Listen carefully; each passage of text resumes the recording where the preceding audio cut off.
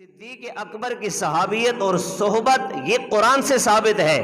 جو قرآن کا منکر ہو آپ سب کو پتہ ہے اس کا اسلام سے کوئی تعلق نہیں ہے۔ تو سب سے بڑی ہستی انبیاء کے بعد اس کائنات میں سیدنا ابوبکر صدیق رضی اللہ عنہ کی ہستی ہے، اور ان کو اللہ نے اتنا بڑا مقام عطا فرمایا کہ قرآن کریم کے اندر ان کا تذکرہ فرما دیا۔ ثانی اثنین اذ ہما فی الغار اذ یقول لصاحبہ لا تحزن ان اللہ معنا۔ حضرت موسیٰ علیہ السلام اپنی قوم کو لے کر گزر رہے تھے، اپنی قوم کے ساتھ جا رہے تھے، پیچھے فرعون کی فوجیں، آگے سمندر کی موجیں، سارے پریشان ہو گئے۔ موسیٰ ہم نے کہا تھا نا تو ہمیں مروائے گا، آج مر گئے نا۔ پیچھے فوج ہے اور آگے موج ہے، پیچھے فرعون کی فوجیں، آگے سمندر کی موجیں، وہاں جاتے ہیں تب بھی غرق، یہاں جاتے ہیں تو تب بھی موت ہے، کیا کریں؟ ہم نے کہا تھا نا تو ہمیں مروائے گا۔ تو موسیٰ علیہ السلام نے فرمایا تھا کہ ان معی ربی سیہدین، میرا رب میرے ساتھ ہے۔ کیا کہا تھا؟ میرا رب میرے ساتھ ہے۔ لیکن صدیق اکبر حضور پاک علیہ السلام کے ساتھ سفر میں روانہ تھے، سفر میں جا رہے تھے۔ وہ سفر ہجرت ہے۔ کون سا سفر ہے جی؟ سفر ہجرت ہے، اور وہ ایسا مبارک سفر ہے، اللہ اکبر کبیرہ۔ اس سفر کی ابتدا ہوئی اور پھر انتہا ہوئی۔ ابتدا اور انتہا کے درمیان کے واقعات کو اٹھایا جائے تو اللہ نے صدیق اکبر کو اتنا بڑا مقام عطا فرمایا ہے۔ ہجرت کرنی ہے، اللہ کے محبوب نے فرمایا صدیق سارے ہجرت کر رہے ہیں لیکن آپ نے تیار رہنا ہے، ہجرت ہم ساتھ کریں گے، ہجرت ہم ساتھ کریں گے۔ صدیق ہماری ہجرت ساتھ ہوگی، سارے جا رہے ہیں، سب کو میں نے بھیج دیا، فردن جا رہے ہیں یا گھر والوں کے ساتھ جا رہے ہیں۔ صدیق آپ کا اور میرا یارانہ ہے، میرا اور تیرا دوستانہ ہے، ہم ساتھ چلیں گے، ہماری ہجرت کا سفر ساتھ ہوگا۔ اللہ کے محبوب نے فرمایا ہم نے ہجرت کرنی ہے، صدیق تیار رہنا ہے۔ حضور پاک علیہ السلام وہاں سے نکلتے ہیں، گھر سے نکلتے ہوئے اپنا جو بستر ہے، بچھا ہوا بستر ہے، اس پر حضرت علی کو بلاتے ہیں۔ علی یہ میرا بستر ہے، تم نے میرے بستر پہ آرام کرنا ہے، یہ میرا بستر تمہارے حوالے ہے۔ یہاں سے حضور پاک علیہ السلام جب نکلنے لگے تو باہر ننگی سو تلوار میان سے نکلی ہوئی، نیام سے نکلی ہوئی تلواریں لے کے دشمن کھڑے ہوئے، کافر کھڑے ہوئے، مشرک کھڑے ہوئے، منافق کھڑے ہوئے، تلواریں اٹھائی ہوئی ہیں اور کہہ رہے ہیں کہ آج نعوذ باللہ محمد کو قتل کر کے ساری بات ختم کرنی ہے، روز کے جھگڑے ختم کرنے ہیں، دشمنی پہ تلے ہوئے ہیں۔ اللہ کے محبوب اندر ہیں، حضرت علی شیر خدا کو اپنے بستر پہ لٹایا اور حضور پاک علیہ السلام نکلنے لگے، دروازے سے باہر نکلے۔ اللہ کی مدد شامل حال ہے، حضور پاک علیہ السلام سفر کا آغاز کرتے ہیں، تلاوت کلام پاک سے کرتے ہیں۔ اس لیے میں اور آپ جب سفر کا آغاز کریں تو اللہ کا قرآن پڑھیں، تلاوت کریں، اس کے بعد اللہ سے دعا کریں، پھر نکلیں۔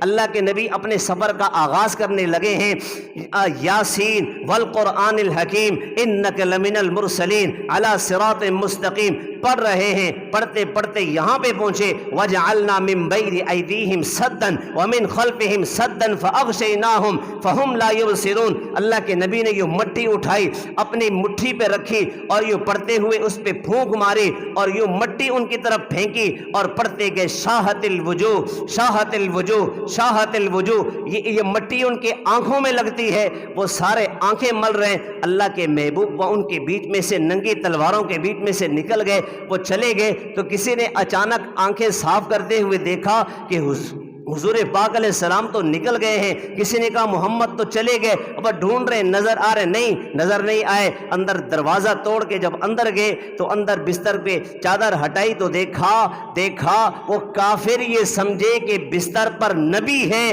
حالانکہ بستر پہ نبی نہیں علی ہے، بستر پہ نبی ہے، لیکن حقیقت یہ ہے کہ بستر پہ نبی نہیں بلکہ علی ہے۔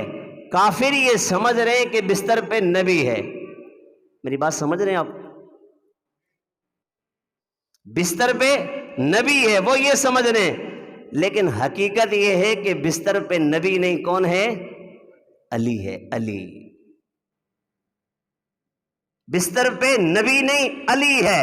پوچھا کیا ہوا؟ بولے حضور تو یہاں نہیں ہے، یہاں تو میں سویا ہوا ہوں، یہ بستر تو میرے پاس، یہ بستر میرے پاس۔ کسی کہنے والے نے کہا علی، علی کا بہت بڑا مقام۔ ہم نے کہا الحمدللہ، علی سے ہمیں محبت، علی کا بہت بڑا مقام۔ بات آئی خلیفہ اول کی، وہ خلیفہ اول وہ ہوں۔ گزارش یہ کی کہ خلیفہ اول وہ نہیں ہے، وہ خلیفہ چہارم ہے۔ خلیفہ اول خلیفہ بلا فصل سیدنا ابو بکر صدیق رضی اللہ عنہ ہے۔ وہ دلیل پیش کرنے لگا کہ اللہ کے نبی کا بستر کس کے پاس ہے؟ میں نے گزارش کی کہ اللہ کے نبی کا بستر علی کے پاس ہے۔ میں نے اس سے پوچھا تو بتا کہ وہ بستر والا کس کے پاس ہے؟ وہ کہنے لگا وہ بستر والا تو صدیق کے پاس ہے۔ بستر والا کس کے پاس ہے؟ صدیق کے پاس ہے۔ گئے دستک دی، صدیق تیار بیٹھے ہوئے۔ صدیق آپ تیار بیٹھے، آپ سوئے نہیں؟ صدیق عرض کرنے لگے یا رسول اللہ، آپ نے فرمایا تھا صدیق تیار رہنا، اس لیے میں سوتا نہیں تھا، تیار رہتا تھا کہ حضور کے ساتھ سفر میں جا۔ سواریاں تیار کی، سواریاں تیار رکھی ہوئی ہیں اور پھر سفر میں روانہ ہوتے ہیں، سفر میں نکل رہے ہیں، ایک ساتھ یہاں سے چلتے ہیں، اس سفر میں جا رہے ہیں۔ بڑا عجیب واقعہ پیش آیا۔ سیدنا صدیق اکبر رضی اللہ تعالی عنہ کبھی حضور کے آگے آتے ہیں، کبھی حضور کے پیچھے جاتے ہیں، کبھی دائیں آتے ہیں، کبھی بائیں آتے ہیں، پھر آگے جاتے ہیں، دائیں آتے ہیں، بائیں آتے ہیں، پیچھے جاتے ہیں۔ حضور نے دیکھا صدیق سمجھ نہیں آ رہی، کبھی آگے جاتے ہو، کبھی پیچھے جاتے ہو، کبھی دائیں جاتے ہو، کبھی بائیں جاتے ہو، آگے جاتے ہو، دائیں باتے ہو، پھر بائیں جاتے ہو، یہ کیا چل رہا ہے؟ آگے پیچھے دائیں بائیں کیا کر رہے ہو؟ صدیق کہنے لگے یا رسول اللہ، اپنا تن من دھن آپ پہ قربان ہے۔ جب آگے سے محسوس کرتا ہوں دشمن آگے سے حملہ کر سکتا ہے تو صدیق اپنا سینہ آگے پیش کرتا ہے کہ دشمن کا وار حضور پر نہ ہو، صدیق پر ہو۔ جب محسوس کرتا ہوں کہ دشمن پیچھے سے وار کر سکتا ہے، صدیق پیچھے آ جاتا ہے کہ اگر کمر میں تیر لگے، دشمن وار کرے تو حضور کی کمر پہ وار نہ ہو، صدیق کی کمر پہ وار ہو۔ پھر جب محسوس یہ کرتا ہوں کہ دشمن دائیں سے آ سکتا ہے، یہاں سے آ کر حضور پہ دائیں طرف سے وار کرنے والا حضور پہ وار کرنا چاہے گا، حضور پہ اثر نہ ہو، حضور کو چوٹ نہ لگے، حضور زخمی نہ ہو، صدیق دائیں آ جاتا ہے۔ جب محسوس کرتا ہے صدیق کہ بائیں طرف سے دشمن آ سکتا ہے، صدیق بائیں طرف سے آتے ہیں اور بائیں طرف سے آ کر حضور کی حفاظت کرتے ہیں کہ دشمن جس طرف سے بھی آئے حملہ کرے، حملے کا اثر حضور پر نہ ہو، صدیق پر ہو، صدیق پر ہو۔ صدیق کا سب کچھ قربان ہے یا رسول اللہ، سب کچھ قربان ہے۔ پھر روانہ ہوئے، پھر آگے چلتے ہیں، پھر پہاڑ پہ اوپر چڑھنا ہے۔ سفر دونوں کر رہے ہیں، دونوں سفر کر رہے ہیں، حضور بھی سفر کر رہے ہیں، صدیق بھی سفر کر رہے ہیں۔ تھکاوٹ دونوں کی برابر ہونی چاہیے، لیکن جب پہاڑ پہ چڑھنے کی باری آئی، صدیق نے عرض کیا یا رسول اللہ، آپ تھک چکے ہیں، اس لیے آپ میرے کندھوں پہ سوار ہوں، میں آپ کو اس پہاڑ پہ چڑھاتا ہوں۔ آئے ہائے ہائے ہائے، صدیق قربان جائیں، اے صدیق قربان جائیں، صدیق قربان جائیں۔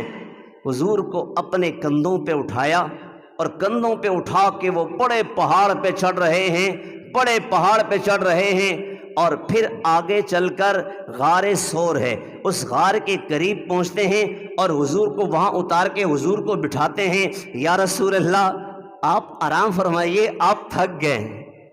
صدیق نے اپنے کندھوں پہ اٹھایا، نبی کو اپنے کندھوں پہ اٹھایا، کہ نبوت کا بوجھ اپنے کندھوں پہ اٹھایا، اس لیے اٹھایا کہ بعد میں نبوت کا بوجھ صدیق نے اٹھانا ہے، بعد میں نبوت کا بوجھ صدیق نے اٹھانا ہے۔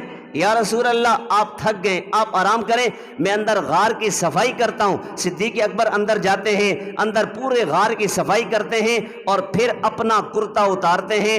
جتنے غار کے سوراخ ہیں وہ سارے سوراخ اپنے قمیص کے کرتے کے ٹکڑے کر کے سارے سوراخ بند کر دیتے ہیں، ایک سوراخ بچ جاتا ہے۔ پھر کہتے ہیں یا رسول اللہ، آپ اندر تشریف لائیے، یا رسول اللہ آپ تھک گئے، آئیے تشریف لائیے، اور یوں بیٹھتے ہیں، چار زانو ہو کر بیٹھتے ہیں، ہماری زبان میں کہتے ہیں یوں گوٹھ مار کے بیٹھتے ہیں، یوں بیٹھے اور عرض کی یا رسول اللہ آپ تھک گئے، آپ یہاں سر رکھیں، صدیق کی گود پہ آرام فرمائے۔ اے صدیق قربان جائیں، قربان جائیں، تھکنا کس کو چاہیے؟ صدیق کو تھکنا چاہیے نا، اٹھایا کس نے تھا؟ حضور کو اپنے کندھوں پہ صدیق نے اٹھایا، تھکاوٹ تو صدیق کو ہونی چاہیے، لیکن صدیق کہتے ہیں یا رسول اللہ آپ تھک گئے، صدیق کی گود ہے، آپ کا مبارک سر ہے، آرام فرمائیے۔ حضور نے اپنا سر مبارک صدیق کی گود میں رکھا، آرام کرنا شروع کیا۔ ایک سوراخ باقی تھا، اس سوراخ پہ بعض روایت میں آتا ہے کہ یہ انگوٹھا رکھا، بعض روایت میں آتا ہے کہ ایڑی آگے رکھی، اس ایڑی کے ذریعے سے وہ جو ایک سوراخ بچ گیا تھا اسے بند کیا۔ یا رسول اللہ آپ آرام فرمائیے۔ اللہ کے محبوب آرام فرمانے لگے، اور حضور پاک علیہ السلام کا چہرے مبارک صدیق کے آنکھوں کے سامنے، جتنا دیدار اللہ کے نبی کا صدیق نے کیا ہے اتنا کسی نے نہیں کیا۔ یوں سر رکھا ہے، صدیق حضور کے چہرے کو دیکھ رہے ہیں، ہے قربان جائیں صدیق، یوں اللہ کے نبی کا دیدار کر رہے ہیں۔ اپنی ایڑی سوراخ پہ رکھی ہوئی ہے، باہر سے ایک سانپ آیا، کالا سانپ آیا۔ کون آیا؟ سانپ جانتے ہیں آپ لوگ، سانپ کو پشتوں میں کیا کہتے؟ مار کہتے، مار آیا، سانپ آیا۔ وہ آیا اور آ کر اس نے صدیق کی ایڑی پر ڈنگ مارا۔ آپ کی توجہ ہے؟ ایک بات سمجھانے لگا ہوں، ذرا توجہ کریں۔ کالا آیا، کالے نے آ کے صدیق کی ایڑی پر ڈنگ مارا۔ کہنے والے کہتے ہیں، ہم بھی کہا کرتے تھے نا سمجھی میں، کہنے والے کہتے ہیں کہ یہ تو ہزاروں سال سے یہاں انتظار کر رہا تھا کہ تاکہ اس موقع پر حضور آئیں گے، میں حضور کا دیدار کروں گا۔ سانپ نے دیدار کرنے کے لیے صدیق کو ڈنگ مارا۔ میں نے کہا جھوٹ کہتا ہے۔ کیا کہتا ہے؟ جھوٹ کہتا ہے۔ کیوں؟ وجہ کیا ہے؟ وجہ سمجھیں، وجہ یہ ہے، جس نے حضور تک پہنچنا ہے کہ میں حضور کا عاشق، جس نے حضور تک پہنچنا ہے مجھے حضور سے محبت، جس نے حضور تک پہنچنا ہے حضور میرے ہیں، جس نے حضور تک پہنچنا ہے حضور پہ میری جان قربان ہے، جس نے حضور تک پہنچنا ہے کہ حضور کے لیے تن من دھن قربان ہے، جس نے حضور تک پہنچنا ہے میری جان آپ پہ قربان ہے، جس نے حضور تک پہنچنا ہے میری اولاد آپ پہ قربان ہے، وہ یہ دعوے کرتا ہے حضور کے لیے سب کچھ قربان ہے، یہ بات کر رہا ہے اور کہتا ہے مجھے حضور سے عشق ہے۔ حضور تک پہنچنے کے لیے اگر وہ صدیق کو ڈنگ مار کے جائے گا، یہ حضور کا عاشق نہیں، یہ حضور کا دشمن ہے۔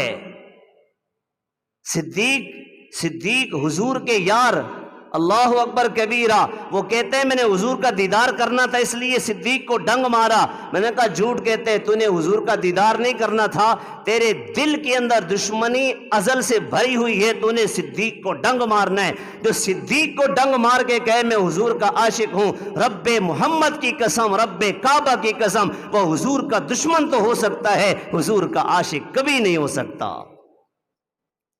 جو حضور کا دیدار کرنے کے لیے آئے وہ بوسہ دے گا، وہ ایڑی کا بوسہ دے گا، وہ ڈنگ نہیں مارے گا۔ جس نے ڈنگ مارا وہ حضور والا نہیں ہے، حضور کا عاشق نہیں ہے۔ صدیق اکبر بیٹھے ہوئے، اور پھر جب اس نے ڈنگ مارا، اس نے اپنا کام کیا، کالے نے اپنا کام کیا، لیکن صدیق پہ قربان جائیں، ایڑی ہٹائی نہیں، پھر بھی ایڑی دبا کے رکھی۔ اگر یہ کالا اندر آیا حضور کو نقصان دے گا، حضور تک پہنچنے کے لیے میں پیچھے سفر کر کے آیا ہوں، حضور کے آگے چل رہا تھا کہ آگے سے کوئی ڈنگ نہ مارے، میں پیچھے چل رہا تھا پیچھے سے کوئی ڈنگ نہ مارے، دائیں سے آ رہا تھا کوئی ڈنگ نہ مارے، بائیں سے آ رہا تھا کوئی ڈنگ نہ مارے۔ اب یہاں پر حضور کو ڈنگ مارنے کے لیے آیا، آگے صدیق کی ایڑی ہے، اگر صدیق کی ایڑی ہٹ گئی تو پچھلے سفر کے اندر جتنی محنتیں کی ساری محنتوں میں پانی پھر گیا۔